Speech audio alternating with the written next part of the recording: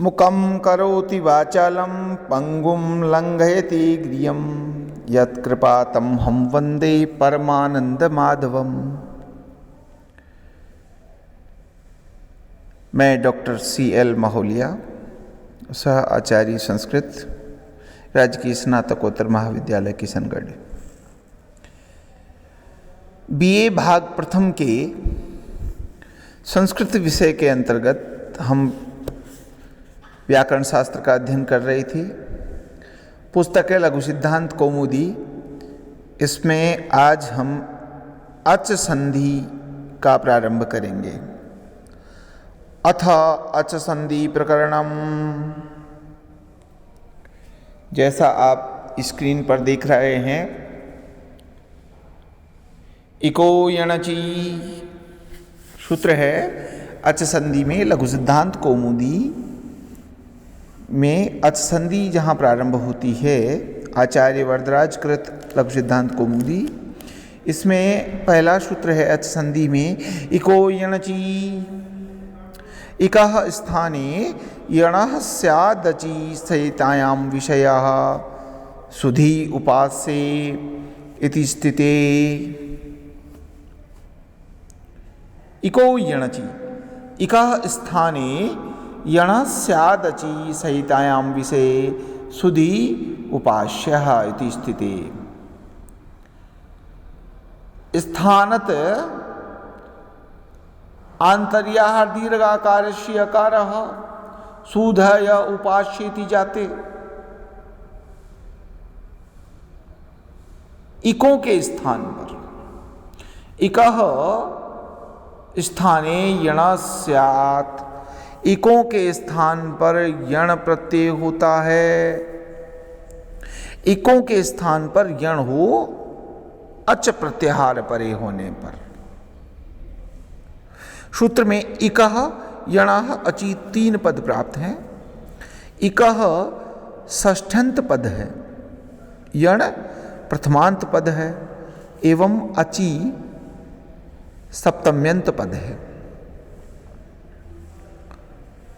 इक के स्थान पर यण आदेश होता है अच परे होने पर संहिता के विषय में। इक स्थाने यण स्यात् संहितायां विषये। इक में ई उ री ली 4 वर्ण है। यण के अंतर्गत य व र ल, इनको क्रमशः ई को उ, ई छोटा ई और बड़ा ई को य, उ को व, री को र और ली को लकार आदेश होता है। असमान स्वर परे रहते।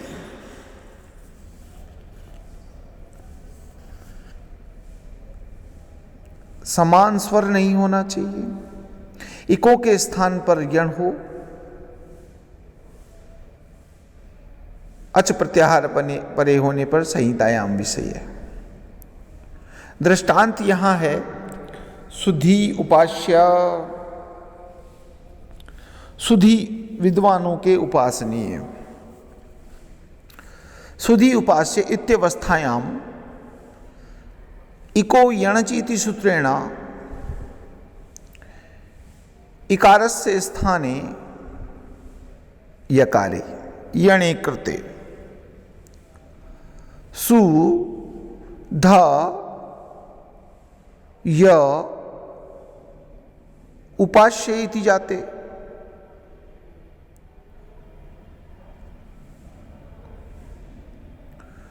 सुधि उपास्य इस अवस्था में इको यणचि से यण होता है।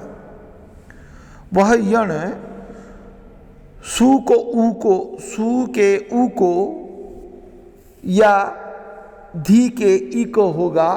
यह संज्ञा उत्पन्न होने पर इसके निवारण के लिए पाणिनि ने अलग से सूत्र बनाया। पाणिनि के अष्टाध्यायी के प्रथम अध्याय के प्रथम पाद का 66वां सूत्र जो है वो ये बता रहा है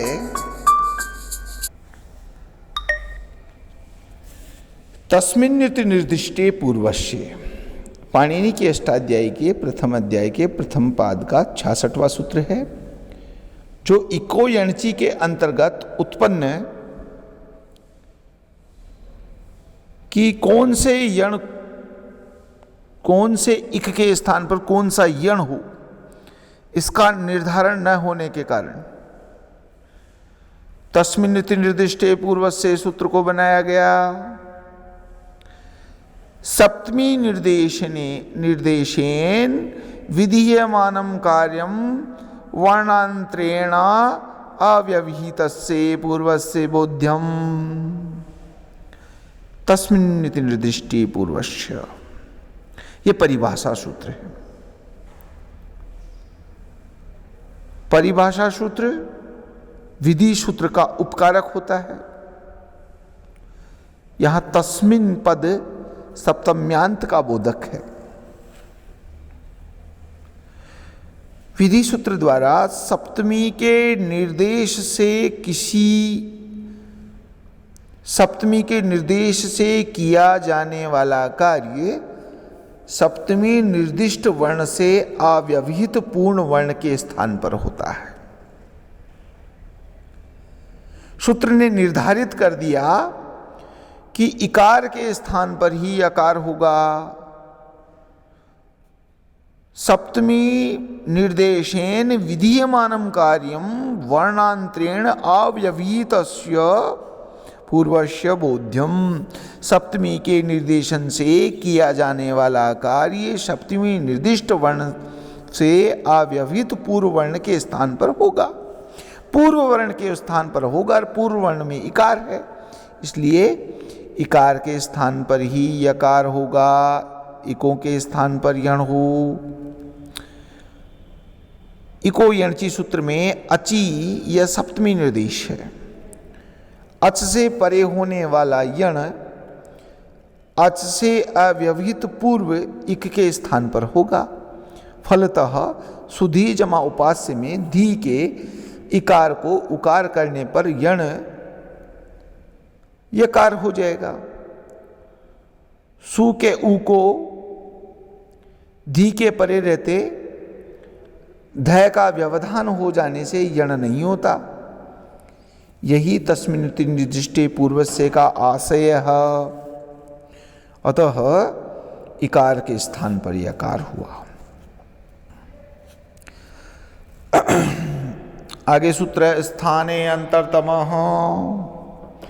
पाणिनि के अष्टाध्यायी के प्रथम अध्याय के प्रथम पाद का 50वां सूत्र। स्थाने अंतरतमः प्रसंगे सति सदृशम आदेशः स्यात् सुध या उपास्य इति जाति। स्थाने अंतरतमः प्रसंगे सति सदृशम आदेशः स्यात् सुध या उपास्य इति जाते। स्थाने अंतरतमः यह भी परिभाषा सूत्र है। स्थान गुण प्रमाण व अर्थकृत सादृश्य के कारण एक स्थानी को अनेक आदेश प्राप्त होने पर यह सूत्र बतलाता है कि अनेक प्रकार के आदेश प्राप्त होने पर स्थानकृत सदृशम आदेश होता है। स्थानों में जो पास पास हो, स्थाने अंतरतम, अनेक प्रकार के आदेश यदि प्राप्त हो जो वर्णों के उच्चारण स्थान से सदृशतम हो, अत्यंत निकटतम हो, वह आदेश उसको आदेश होगा। अर्थात स्थानकृत आदेश ही सदृशतम होने लगेगा। सुधी जमा उपास्य में इकार के स्थान पर सदृशतम आदेश स्थानीय यकार आदेश है, क्योंकि इकार और यकार का एक ही उच्चारण स्थान है। इसलिए यदि एक से अधिक आदेश हो तो स्थानों में अंतरतम को ढूंढना चाहिए। स्थाने अंतरतम प्रसंगे सति सदृशम आदेशः स्यात्। अतः सु ध के बाद ई इकार को यकार हो गया, तो सुध य जमा उपास्य इति जाते। अस्तु।